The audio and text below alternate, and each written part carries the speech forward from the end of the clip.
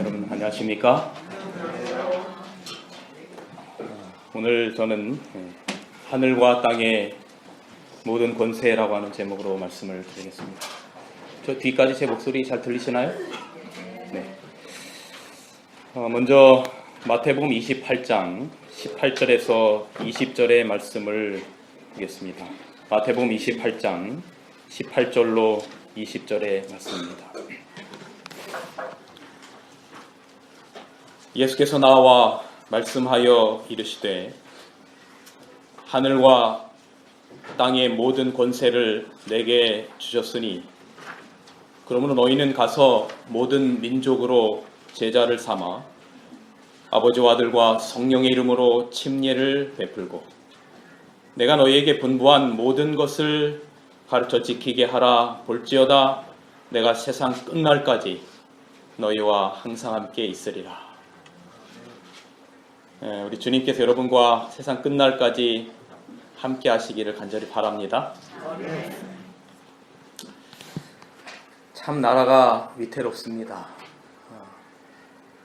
더 이상 어떤 말씀을 드릴 필요가 없을 정도로 여러분들이 모든 것들을 너무 잘 알고 계십니다. 이 나라의 통치권인 대통령직에 대한 쟁투가 있습니다. 저는 목사로서 어떤 정치적인 제 개인적인 소견은 절대로 이야기하고 싶지 않습니다. 그것이 별로 성서적이지 않고 예언의 신적이지도 않기 때문에 그렇습니다. 그런데 어제의 그 대통령의 탄핵 사건을 보면서 어떤 말씀을 드려야 될까 여러 가지 생각을 하다가 이 나라의 통치권인 대통령직에 대한 이 쟁투의 모습을 보면서 이 지구 통치권에 관한 대쟁투의 역사의 이야기를 좀 말씀을 드리면 이것이 가장 시적절한 말씀이 되지 않을까 싶어서 오늘 하늘과 땅의 모든 권세라고 하는 제목으로 지구 통치권에 관련된 회복과 아픔의 역사에 관련된 이야기를 좀 드리려고 합니다. 지구 통치권에 관련된 이야기입니다. 하나님께서 아담과 하와를 창조하시고 아담에게 이렇게 말씀하십니다. 하나님이 그 사람들을 이끌어 에덴 동산에 두사 그것들을 뭐하며 뭐하게 하시고 다스리며 뭐하게 하셨고 지키게 하셨다. 그렇게 기억하고 있습니다. 하나님께서 아담과 하와에게 아담에게 지구를 다스리는 통치권을 주신 것입니다. 그런데 그 지구를 다스리는 이 통치권을 의미하면서 이 다스리다라고 하는 이 말의 의미가 원어의 히브리어의 아바드라고 하는 단어를 썼는데 그 말의 의미는 사랑으로 돌본다라고 하는 의미를 가지고 있습니다. 무슨 북한의 김정은이나 히틀러처럼 이렇게 공포 통치를 하는 게 아니라 사랑으로 이 피조물들, 이 에덴 동산을 통치하라라고 말씀하신 겁니다. 이 말의 의미를 가장 잘 설명할 수 있는 어떤 하나의 그림이 뭘까라고 생각을 해보다가 이 그림을 발견을 하게 되었는데 여기 한 여인이 있습니다. 이 여인이 이제 아이를 잉태하게 됩니다. 그리고 그 아이가 드디어 이 세상에 태어나게 되고 그 아이를 진자리 마른 자리 갈아 누우며 그렇게 잠 못 자며 그 아이가 아프고 힘들 때마다 그 아이를 함께 보듬으며 그 아이의 고통을 함께 나누며 그 아이의 기쁨을 함께 나누며 그 아이와 모든 것들을 다 하는 엄마의 모습인 것이죠. 그리고 이 아이가 이렇게 점점점 성장해서 이제는 엄마가 더 이상 이 아이를 안아줄 수 없을 만큼 성장해서 이제 아이를 포옹해 줍니다. 그런데 이제 엄마가 점점점 나이가 들어가기 시작해요. 이제 어머니가 힘이 빠져가기 시작합니다. 키는 이제 자녀가 더 크게 돼요. 그리고 이제 힘이 없게 되었을 때 이 어릴 적에 이 엄마가 그 아이를 진자리 마른 자리 갈아 누우며 키우고 안고 업고 얼러주며 키웠던 것처럼 이제는 그 사랑을 이어받은 이 딸이 노쇠해서 힘이 없어진 이 엄마를 안는 것입니다. 그리고 마지막에 이 어머니가 이제 세상을 떠나시게 되면 그 어머니의 옷까지 어머니와의 그 사랑의 추억만을 가지고 살아가는 것입니다. 이것이 사랑의 속성이고 사랑의 일생입니다.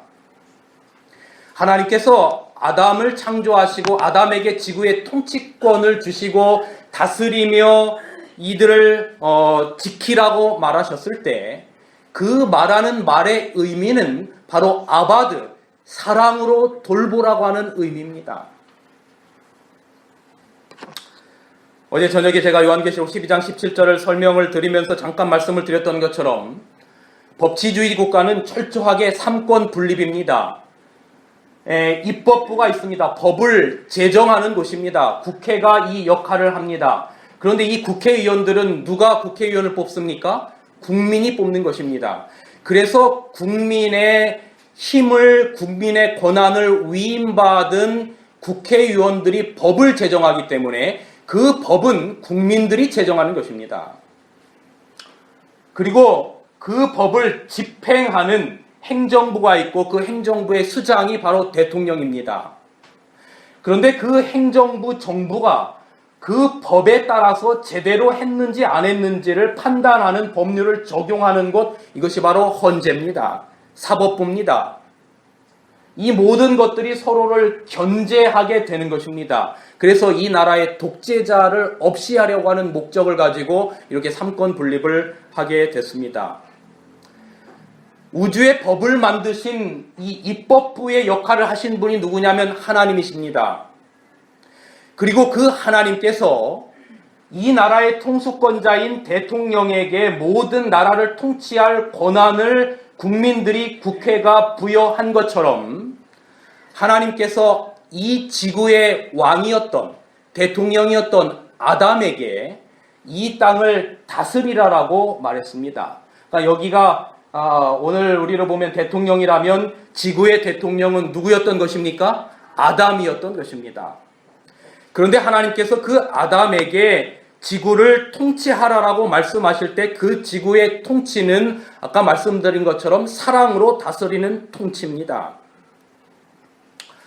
그래서 여기 창세기에 보면 하나님께서 각종 들짐승과 또 각종 새들을 불러 모으시고 아담 앞으로 다 지나가게 하시고 그들에게 아담에게 이름을 지으라고 말씀하셔요.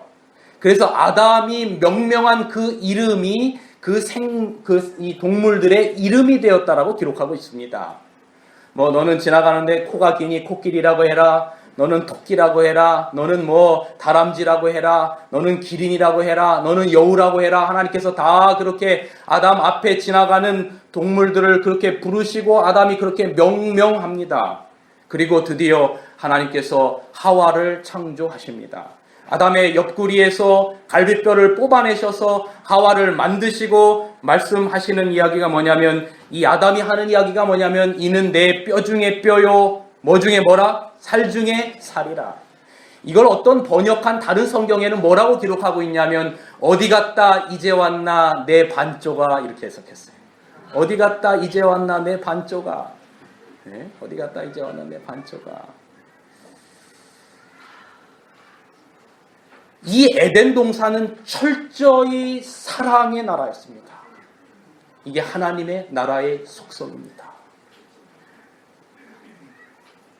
높고자 하는 정신도 남보다 낮고자 하는 정신도 우월한 마음도 교만도 나의 것만을 챙기는 이기심도 아무것도 없는 온전히 하나님과 하나가 된 하나님의 속성이 그대로 반영된 바로 그 나라 사랑의 나라였지요. 그런데 불행히도 이 법률에 의하여 대통령이 법을 어김으로 말미암아 탄핵이 된 것처럼 아담도 하나님의 법률을 어기고 선악과를 먹음으로 말미암아 탄핵이 되게 생긴 겁니다. 그래서 아담이 선악과를 먹는 순간, 대통령이 법을 제대로 집행하지 못한 순간 대통령의 직임을 박탈당한 것처럼 지구의 통수권자였던 아담이 선악과를 먹음으로 말미암아 지구의 통치권을 박탈당하고 말았습니다. 그런데 그 박탈돼서 그게 누구에게 넘어가게 됐냐면 사단 마귀에게 지구의 통치권이 넘어가고 말았어요. 자, 여기 지금 이렇게 기록하고 있습니다. 욥기 2장에 보면 하늘에서 장자총회가 벌어졌습니다. 온 우주의 별들의 대표들이 왔는데 이 땅의 대표로 누가 갔습니까? 사단이 갔어요. 그게 뭐냐면 자기가 이 땅의 통치권자라고 하는 의미입니다. 여기 엘렌 화이트는 이렇게 기록하고 있어요. 하늘에서 추방당한 후에 사단은 이 세상에다 그의 왕국을 세웠다라고 기록합니다. 이 땅이 사단의 통치권자가 되었고 사단에게 넘어갔어요. 여기 선지자 왕이 이렇게 기록합니다. 682페이지. 사단은 인류를 순종의 길에서 떠나게 한 그 성공의 방법으로 이 세상의 신이 되었다. 전에 아담의 것이었던 통치권은 찬탈자에게로 넘어갔다. 아담의 통치권이 하나님의 법을 어김으로 말미암아 아담의 대통령직을 상실하게 된 것입니다. 그리고 그 통치권이 누구에게로 넘어갔냐면 사단에게로 넘어가게 된 것입니다. 그런데 예수님께서 이걸 그냥 가만히 두고만 보실 수가 없는 것입니다. 그래서 예수님께서 그 하늘과 땅의 권세를 십자가로 말미암아 다시 찾는 역사입니다. 자, 여러분 이것이 바로 십자가로 예수님께서 하늘과 땅의 지구의 통치권을 다시 찾습니다. 여기 그 마태복음 28장 18절 오늘 저희가 읽은 본문에 보면 예수께서 일러 가라사대 하늘과 땅의 모든 권세를 내게 주셨으니, 그러니까 예수님의 십자가로 말미암아 아담이 죄로 말미암아 뺏겼던 지구의 대통령직을 통치권을 하나님께서 사단으로부터 다시 찾으셔서 그걸 누구에게 주셨다는 얘기냐면 예수님에게 다시 주셨다는 이야기예요. 여기 그 다니엘 7장에도 이렇게 기록하고 있습니다. 내가 또 밤 이상 중에 보았는데 인자 같은 이가 하늘 구름을 타고 와서 옛적부터 항상 계신 자에게 나와 그 앞에 인도됨에 그에게 권세와 영광과 나라를 주었다. 이것이 다 같은 맥락의 표현들입니다.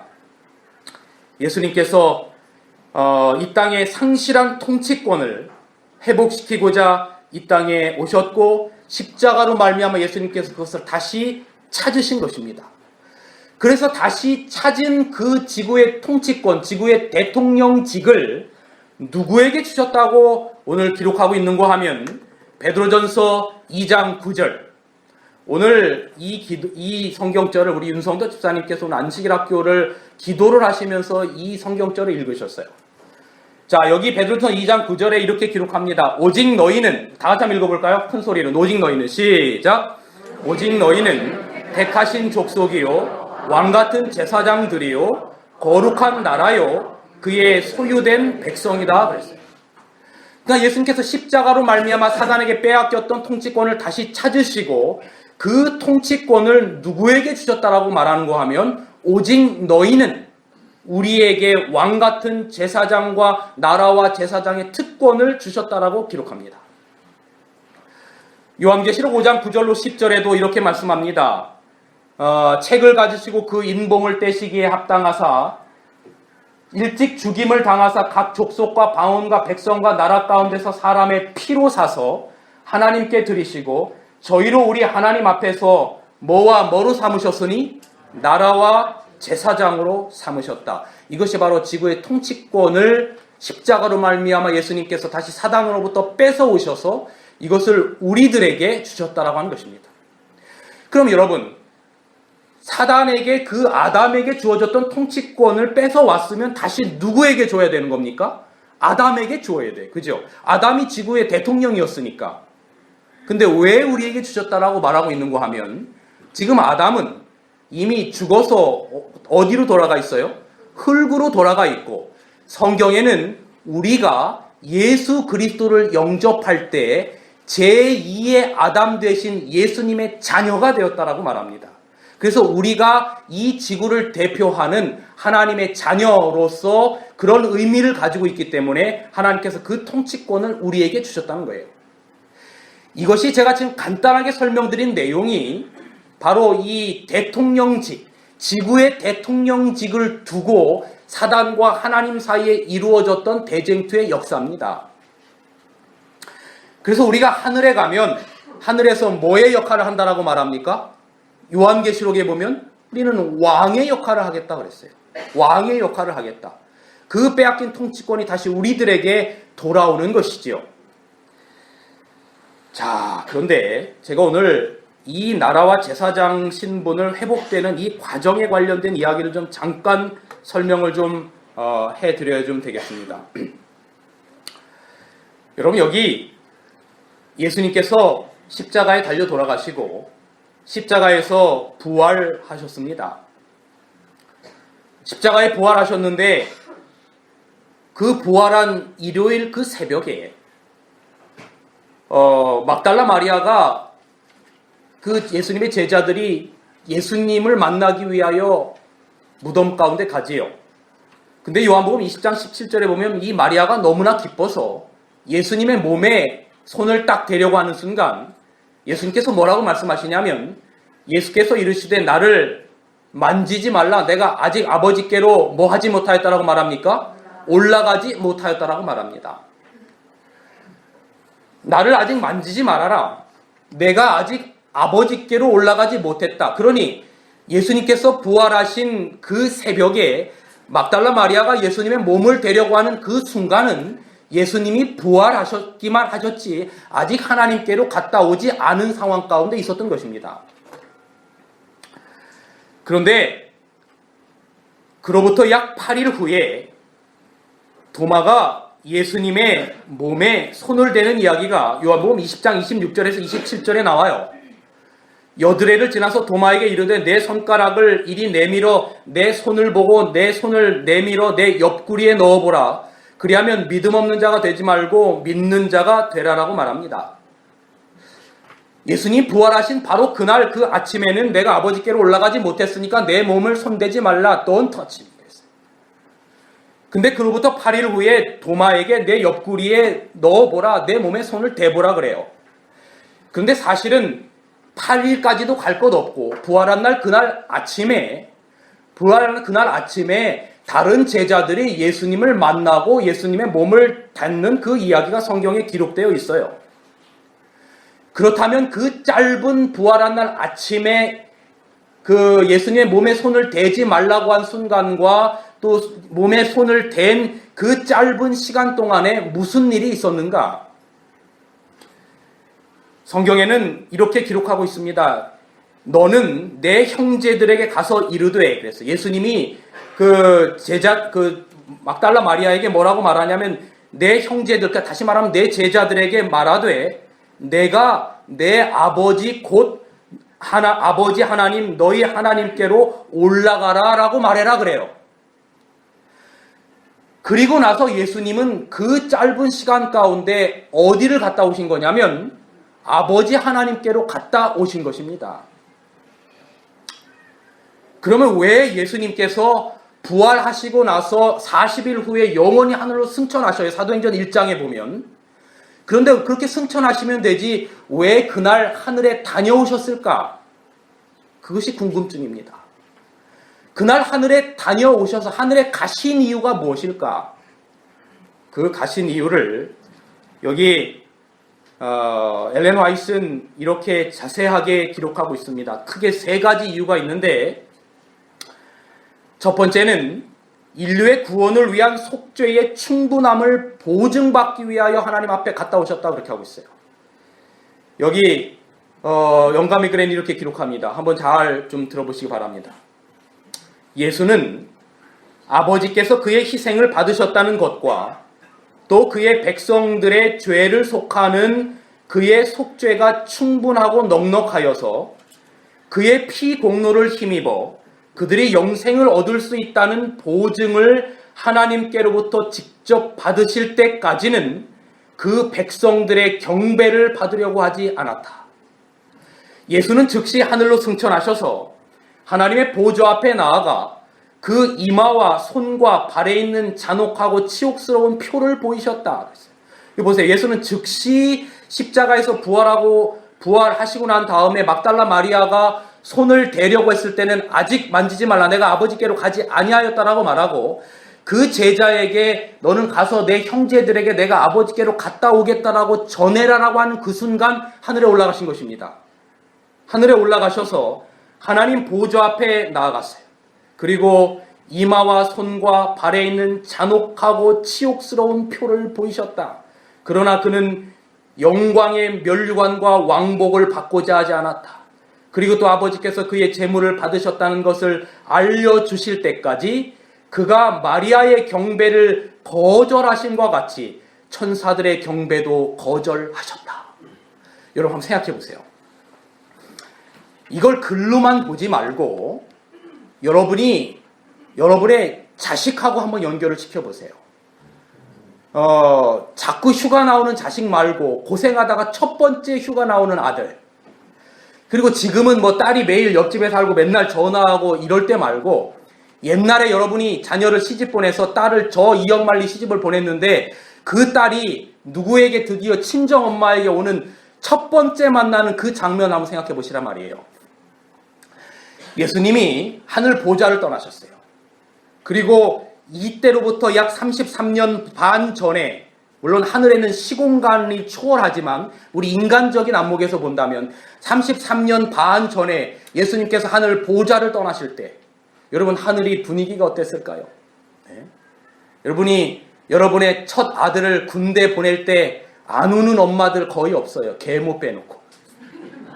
네? 그 아들 군대 보낼 때 그 얼마나 가슴이 쓰리고 애립니까? 네? 저희 아내가 저에게 가끔 하는 말이, 나 우리 아들 군대 갈 때 엄청 울 것 같아 그래요. 네, 엄청 울 것 같아. 저는 안 울 것 같은데 모르죠. 그렇게, 그것도 무슨 좋은 어떤 다른 일을 위해서 가는 게 아니라 인류의 죄를 짊어지고 하나님의 아들이 하나님의 신분을 벗어버리고 죽으러 이 땅에 내려가시는 거예요. 그리고 하나님 아버지로부터, 아버지, 제가 당신의 뜻을 이루고 아버지의 성품을 이 세상에 드러내고 승리하고 오겠나이다 하고 아들을 떠나보내는 겁니다. 그리고 그 33년 반 전에 예수님께서 이 땅에 여인의 태를 빌어서 성령으로 잉태해서 이 땅에 태어나셨어요. 이 땅을 자라가시면서 수많은 고초와 어려움들을 겪는 걸 누가 다 목격하는 겁니까? 하늘아버지가 다 목격하는 거예요. 여러분 자녀가 군대 가서 상관들한테 맞고 두드려 맞고 하는 침뱉음을 당하고 때로는 고통을 당하는 것을 여러분이, 여러분의 아들이 혹은 여러분의 딸이 시집가서 그 시집살이하고 고통당하는 것을 여러분이 부모의 심정으로 그걸 다 본다고 생각해 보세요. 하나님 아버지가 그걸 다 본 거예요. 그리고 마침내 이 유다에게 은30에 팔려서 채찍질 당하고 핍박당하고 뺨 맞음을 당하고 머리에 가시관을 쓰고 하늘로부터 완전히 내가 너를 돕고 있다라고 하는 언약도 보여줄 수 없는 인성의 모습을 그대로 가지고 십자가를 다 지는 모습을 보시는 겁니다. 하나님 아버지도 그 아들의 십자가 장면을 볼 수가 없어서 하늘을 구름으로 가렸어요. 그 모든 광경을 다 보는 겁니다. 그리고 아버지, 저들의 죄를 용서하여 주옵소서라고 하는 그 음성을 들으시고 다 이루었다 마침내 운명하셨어요.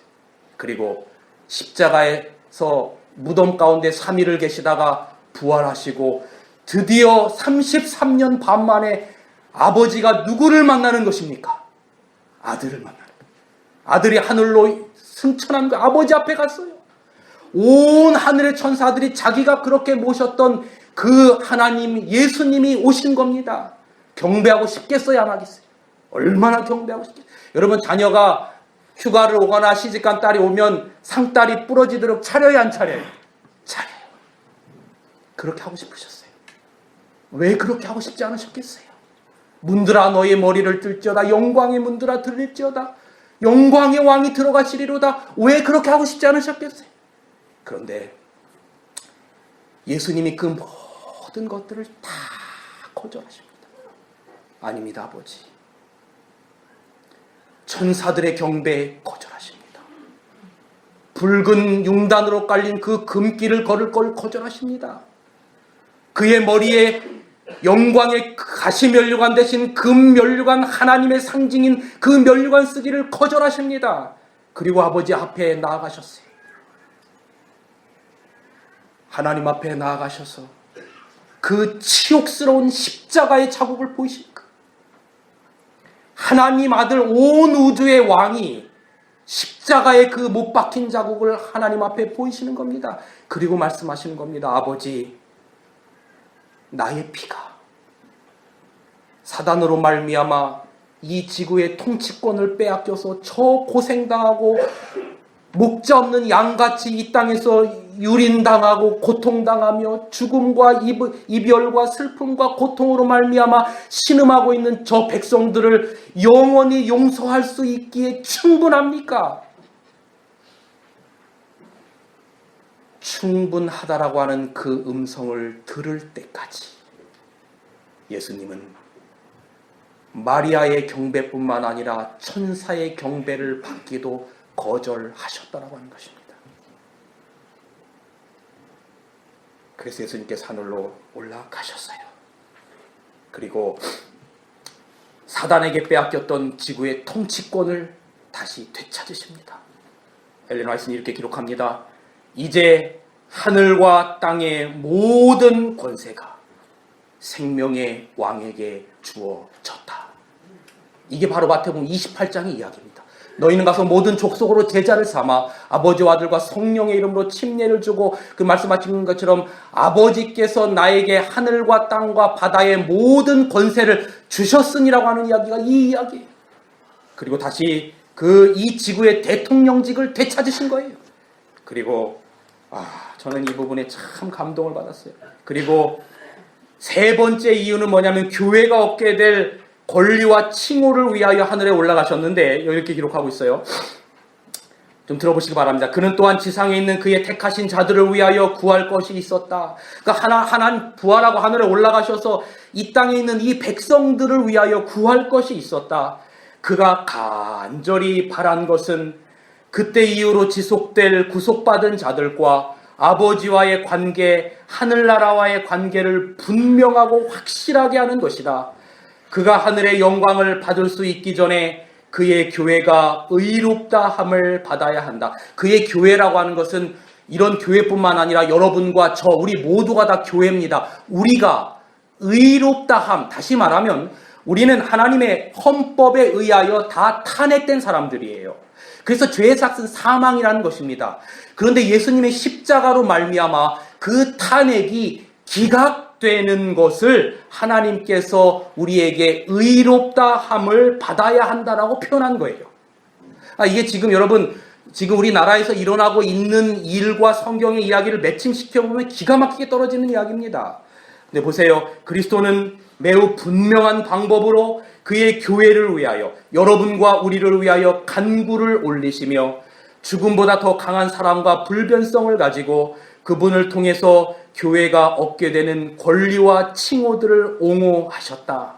이제 하늘과 땅의 모든 권세가 생명의 왕에게 주어졌지만 그는 한순간도 죄로 가득 찬 세상에서 살고 있는 가난한 그의 제자들을 잊지 않으시고 그들에게 돌아갈 준비를 하셨다.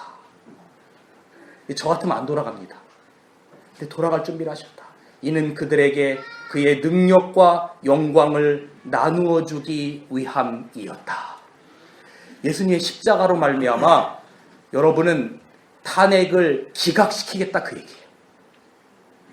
그리고 내 자녀, 이 나라의 대통령 통치권 그 위치를 다시금 회복시키기 전까지는 하나님께, 예수님께서 하늘의 영광을 받지 아니하시겠다라고 말하는 것입니다.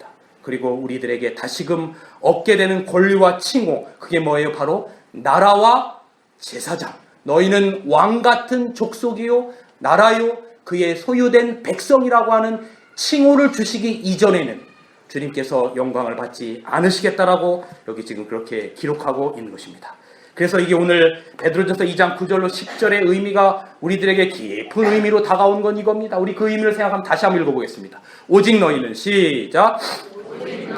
택하신 족속이요 왕같은 제사장들이요 거룩한 나라요 그의 소유된 백성이니 너희가 전에는 백성이 아니더니 이는 하나님의 백성이요 전에는 긍휼을 얻지 못하였더니 이제는 긍휼을 얻은 자라. 여러분이 택하신 족속의 왕같은 제사장이요 거룩한 나라가 되기 위하여 하나님 아들 예수 그리스도의 십자가가 있었고 하늘에 그리고 바로 올라가셔서 하나님 앞에 이렇게 비준을 받으셨기 때문에, 그래서 너희가 전에는 백성이 아니더니, 이 말은 십자가 이전에 하나님으로부터 비준을 받기 전에는 이제는 백성이 아니더니, 그러나 이제는 너희가 백성이요 전에는 긍휼을 얻지 못하였더니 이제는 긍휼을 얻은 자라라고 말하는 것입니다. 자, 그러면 왜 하나님께서 우리를 왕과 제사장의 신분으로 삼으시고 다시금 대통령직을 회복시켜 주셨는가라고 하는 겁니다. 이 계시록 1장 5절 6절에 이렇게 나옵니다. 우리를 뭐하사 사랑하사 그의 피로 우리 죄에서 우리를 해방시키고 그 아버지 하나님을 위하여 우리를 나라와 제사장으로 삼으신 그에게 영광과 능력이 세세토록 있기를 원하노라 그랬습니다. 우리를 사랑하신 이유밖에 없다라고 하는 것입니다. 전적인 하나님의 주권적인 사랑으로 말미암아 그분이 우리를 왕과 제사장의 신분으로 삼으셨다라고 하는 거예요. 또 하나의 중요한 사명이 있는데, 왜 우리를 왕과 제사장의 신분으로 삼았냐면 전도의 사명을 위함입니다. 이게 오늘 읽은 본문 마태복음 28장 18절 28절의 말씀이에요. 하늘과 땅의 권세를 내게 주셨으니 그러므로 너희는 가서 모든 족속으로 뭐를 삼으라? 제자를 삼아서 아버지와 아들과 성령의 이름으로 침례를 주고 내가 너희에게 분부한 것을 가르쳐 지키게 해라. 볼지어다 내가 세상 끝날까지 너희와 항상 함께 있으리라라고 말합니다. 그러면 여기 하늘과 땅에 이 모든 권세를 주었기 때문에 너희가 나가서 전도하라라고 하는 이 이야기는 오늘 우리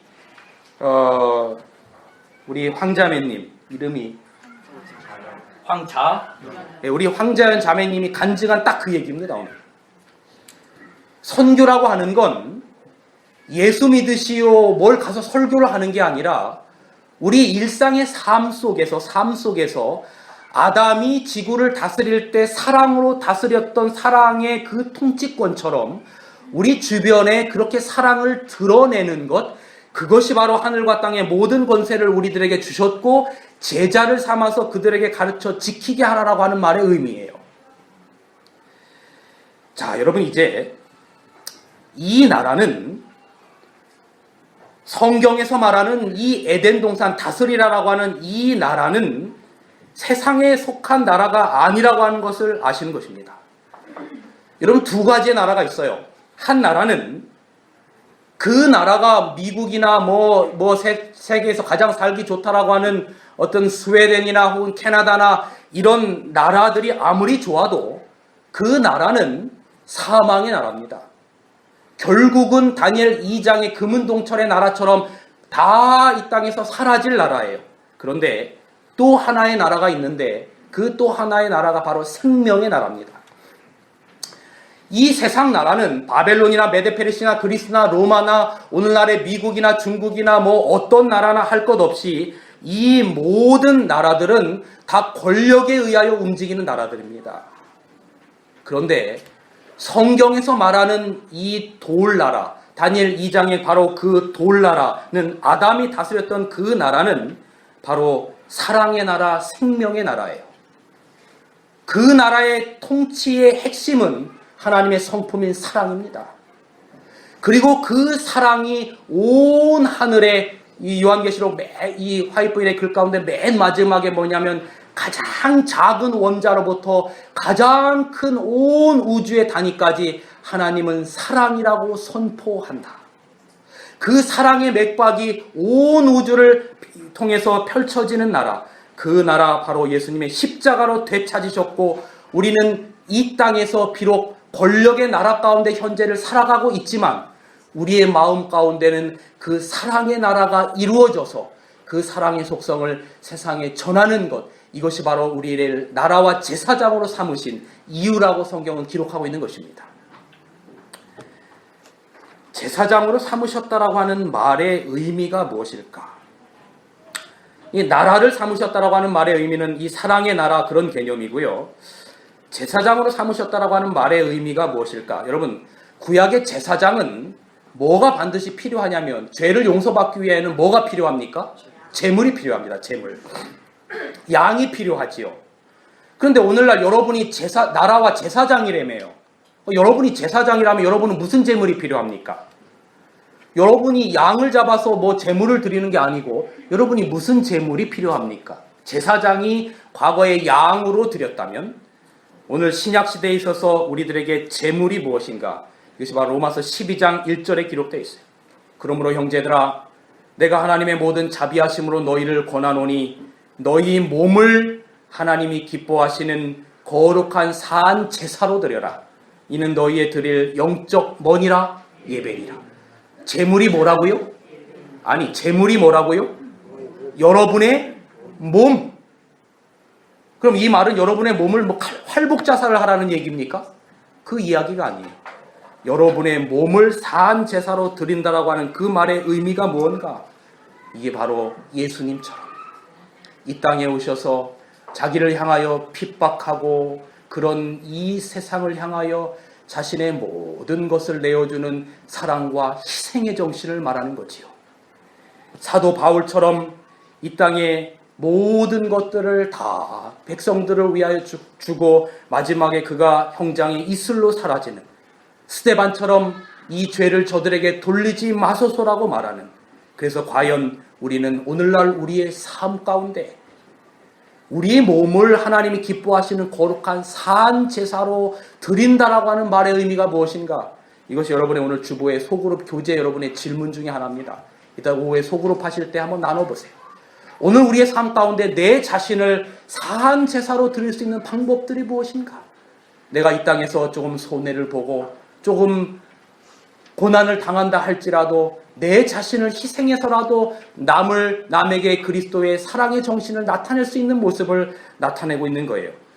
그런데 문제는 오늘 우리에게 이러한 사한 제사로 드릴 수 있는 능력이 없어요. 이게 교회에서 말씀을 들을 때는 아멘, 감동을 받으면 그렇게 살아야지 하는데 당장 나가서 뭔가 조금만 나에게 손해가 되면 그거를 견디지 못하는 게 우리의 죄된 본성이 그래요. 이건 우리 모두가 다 마찬가지입니다. 그래서 하나님께서 우리에게 주시는 성령의 역사가 필요합니다. 이게 에스겔서 11장 16절 말씀입니다. 내가 그들에게 일치한 마음을 주고 그 속에서 새신을 주며 그 몸에서 굳은 마음을 제하고 부드러운 마음을 주어서, 여러분 우리의 마음 딱딱하게 굳어진 마음을 새롭게 회복시키는 역할을 하는 게 바로 누군가 하면 성령의 역사예요. 어제 우리 저녁에 김숙자 집사님하고 저녁에 이렇게 모셔다 드리고 가면서 우리 집사님이 그 얘기를 하셔요. 장로님이 왜 그렇게 사랑스러운지 모르겠대요. 그게 아픈데도 하나도 짜증이 안 나고 그렇게 사랑스럽고 예쁘고 너무 좋대요. 그리고 갑자기 닭살이 돋아요. 집사님 죄송합니다. 그냥 저한테 그냥 간증처럼 한 걸 제가 설교단상에서 예화를 써버려가지고. 근데 제가 이 이야기를 드린 이유가 뭐냐면 내가 왜 그렇게 남편이 그 아픈데도 사랑스러운가 하면 나에게 말로 표현할 수 없는 사랑을 줘서 그렇다 그래요. 나에게 사랑을 줘서 그렇다 그래요. 그러니까 여러분 참 이게 정말 주관적이지 않아요? 그러니까 제가 똑같은 상황에 처한다면 남이 그렇게 아프면 그거 짜증나요? 안 짜증나요? 엄청 짜증나죠. 근데 내가 정말로 사랑하는 사람이 그럴 때는 그 아픈 것조차도 뭐하게 느껴지는 거죠? 사랑스럽게 느껴지는 거예요. 하나님 나라의 속성이 바로 이런 거예요.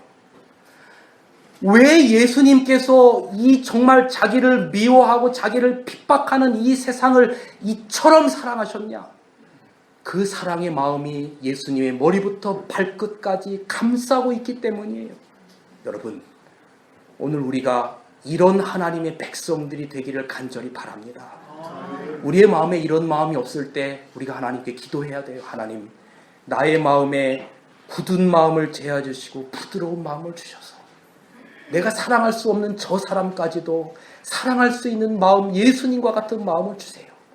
이것이 바로 우리가 제사장으로 삼아서 내 자신을 사한 제사로 드린다는 의미입니다.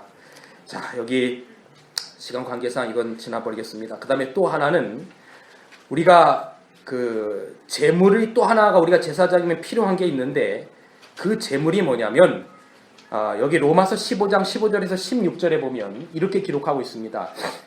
하나님께서 내게 주신 은혜로 더욱 담대히 너에게 썼노니 이 은혜는 곧 나로 이방인을 위하여 그리스도 예수의 일꾼이 되어 하나님의 복음의 제사장 직분을 하게 하사 이방인을 제물로 드리는 그것이 성령 안에서 거룩하게 되어 받으심직하게 하려 하십니다. 그러니까 우리가 제사장이라면 제물이 필요한데 구약에서는 양이 필요했다면 오늘날은 우리 자신을 산 제사로 드리는 것이고 또 다른 하나는 뭐냐면 이방인을 제물로 드리는 거예요.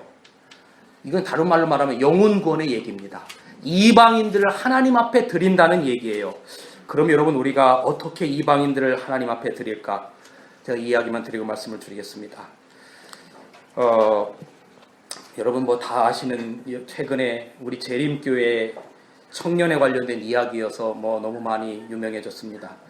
핵소고지라고 하는 영화가 우리 반주자님 반주 좀 해주실래요? 마지막 찬미 크크신 하나님의 사랑. 여기 핵소고지 여러분 이 영화 들어보셨죠? 여기 그 주인공이 데스몬드 노드라고 하는 사람인데 1919년에 태어나서 2006년에 죽은 우리 아주 철저한 재림교회 청년, 제7안식일 예수 재림교회 청년인데 이 사람을 배경으로 했던 내용이 삶의 그 군대에서 있었던 일화가 영화로 만들어진 겁니다. 실제로 여러분이 혹시 영화를 보실 기회가 있으면 거기에 저는 제7안식일 예수 재림교회라는 것이 나옵니다.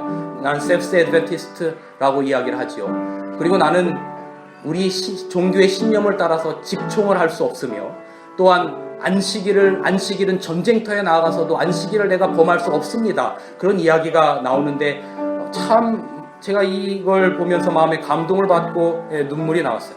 잠깐 이야기를 좀 설명을 드리겠습니다. 이 데스몬드 노드라고 하는 사람이 어느 날 그가 굳이 뭐 여기는 미국은 모병제이기 때문에 군대를 가지 않아도 되는데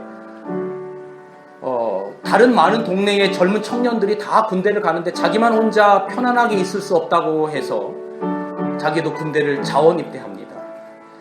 그런데 자기는 철저한 신념이 하나 있었는데 사람을 죽이는 일은 하지 않고 살리는 일을 하겠다는 거예요. 그래서 결단코 나는 집총을 할 수 없다라 그래요. 주변의 사람들이 아버지도 만류했어요. 군대 가면 당연히 총을 져야 되는데 왜냐면 그 당시까지 이런 양심적 병역 거부 이런 게 미국에 아예 존재하지 않았을 때였기 때문에 총을 안 들고 어떻게 군대를 가려고 하느냐.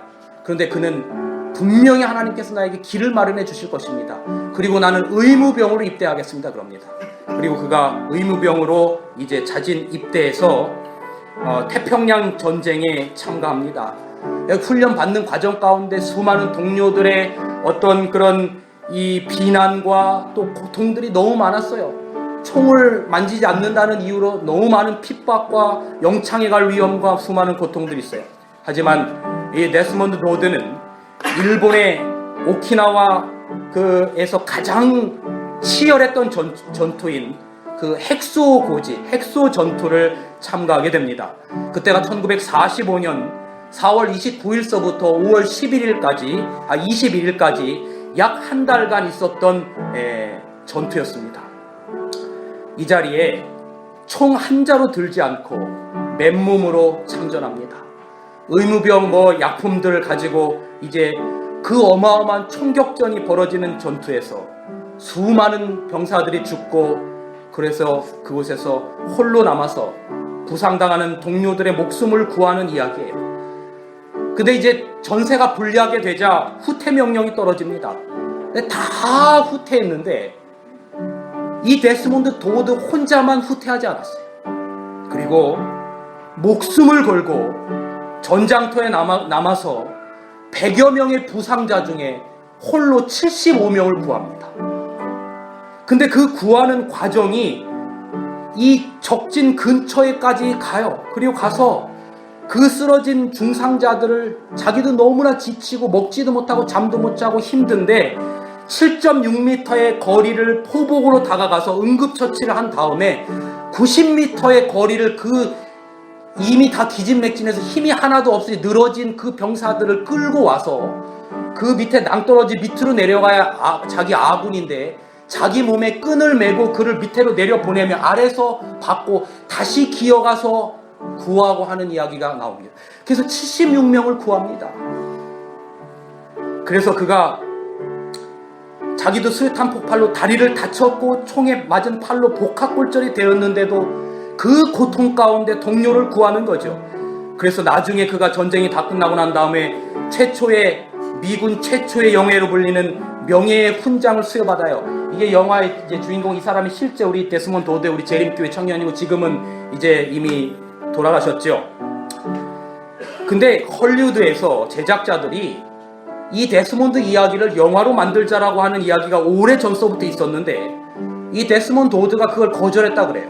뭐라고 이야기하면서 거절했냐면 땅속에 묻힌 이들이야말로 진정한 전쟁 영웅이고 자기는 그저 작은 하나의 일을 한 것뿐이라고 거절했지만 끈질긴 설득 끝에 70년이 넘는 세월이 지나서야 비로소 영화화하게 돼요. 그런데 이 영화에서 참 감동적인 부분이 뭐냐면 그 정말 기진맥진해서 그 한 명 한 명의 그 부상자들을 구할 때마다 심지어는 일본 병사까지도 구해요. 그때마다 뭐라고 이가 외치는 이야기가 있었냐면 한 명만 더, 한 명만 더, 저 죽어가는 영혼 한 명만 더, 내 목숨을 바쳐서 저 한 명만 더 구할 수 있다면 나는 저들을 구할 것이다. 내 목숨을 잃어도 구할 것이라는 거죠. 그를 통해서 하나님께서 얼마나 큰 영광을 받았는지 몰라요. 여러분, 자식을 이 땅에 태어나게 하고 자식을 봉헌하고 누가 희생하냐면 부모가 희생하는 겁니다. 이방인을 영혼을 하나님께 드리려면 누가 희생해야 되냐면 우리가 희생해야 돼요. 이것이 바로 내 자신을 나라와 제사장으로 삼으셨다는 말의 의미입니다. 사랑하는 여러분, 아담이 가졌던 사랑의 통치권, 예수님이 십자가로 말미암아 하나님 보좌 앞에 가셔서 다시 찾으신 지구 통치권, 마침내 우리에게 주신 이 통치권, 이것은 바로 하나님의 사랑을 사람들에게 전하라고 하는, 바로 이것이 아바드의 다스리고 지키라고 하는 명령이라고 하는 사실을 기억하게 되시기를 간절히 바랍니다. 이 나라가 아픕니다. 이 나라의 아픔에 아담의 사랑의 통치권이, 예수님의 십자가의 희생의 통치권이, 우리 그리스도인들의 희생과 사랑의 그 노력이 가득해서 또한 대한민국의 위정자들이 이러한 통치력으로 나라를 통치할 수 있도록 기도하고 진정한 하나님의 자녀로 거듭나서 살아가는 여러분과 제가 되기를 간절히 바라면서 오늘 말씀을 드리겠습니다. 그 깊고 깊고 넓고 넓은 그 사랑으로 우리를 다시금 하나님의 자녀 삼아주시고 나라와 제사장으로 삼으신 우리 하나님의 은혜, 예수 그리스도의 사랑으로 인해서 감사합니다. 오늘 우리는 우리 자신을 산제사로 드린다는 것과 이방인을 제물로 드린다는 것의 의미를 생각해 보게 되었습니다. 우리 자신의 힘으로 할 수 없는 이것을 우리 주님께서 성령을 통하여 우리를 통하여 역사하실 때 우리는 이룰 수 있사오니, 하나님, 우리가 하나님의 성품을 전달하는 그러한 통로로 사용될 수 있도록 하나님 우리의 굳은 마음을 부드럽게 만들어 주시옵소서. 아멘. 이 자리에 머리 숙인 당신의 귀한 백성들이 나라와 제사장의 직분을 충실히 다 감당하다가 마침내 우리 주님 영광 가운데 이 땅에 오실 때 그 사랑의 나라에 다 들어가서 영원 무궁토록 주님과 사랑으로 연합하여 살아가는 우리 온 성도들이 될 수 있도록 하나님 함께하여 주시옵소서. 대한민국을 붙들어 주시고 이 아픔을 치유해 주시기를 간구하오니 하나님의 영께서 함께하여 주시옵소서. 예수님의 이름으로 간절히 기도하옵나이다. 아멘.